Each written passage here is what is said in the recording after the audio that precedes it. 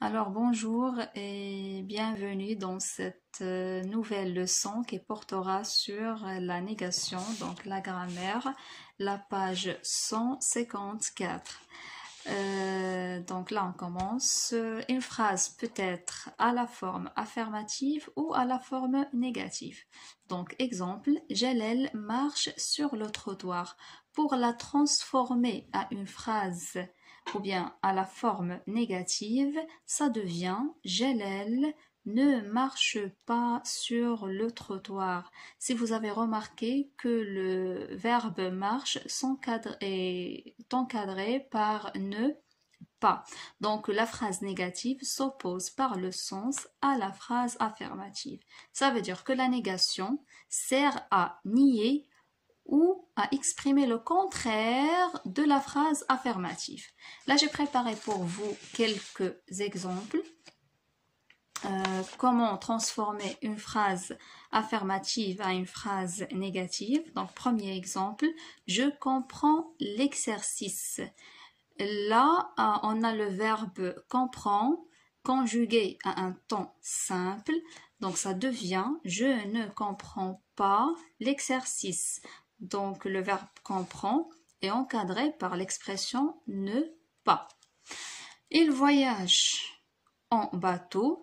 Il ne voyage pas en bateau. On suit la même règle. Donc, le verbe voyage s'encadré par l'expression de la négation ne pas. Ça devient il ne voyage pas en bateau. Ils aiment le fromage. Ici, on va faire attention parce que le verbe commence par une voyelle et lorsque le mot qui suit la négation commence par une voyelle, ne devient N apostrophe. Donc, il n'aime pas le fromage.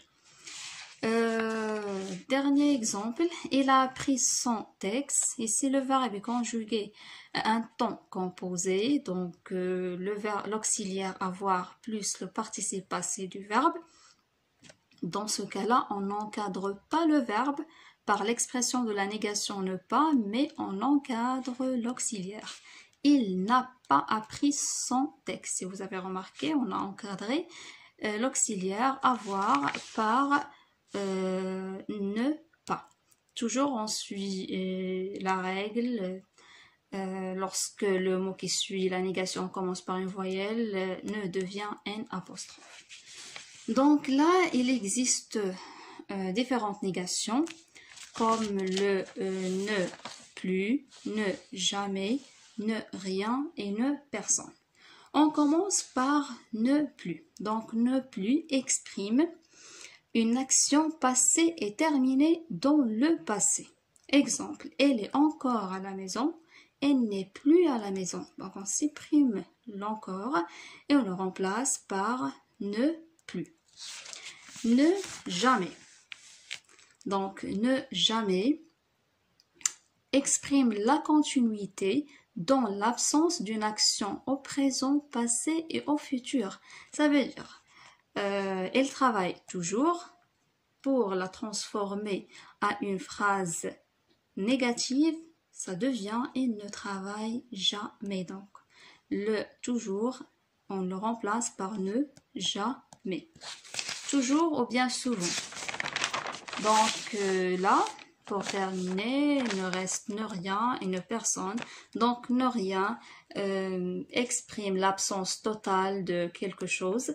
Donc j'entends quelque chose, j'entends rien. Donc quelque chose, on le remplace par ne rien. Toujours on suit la règle de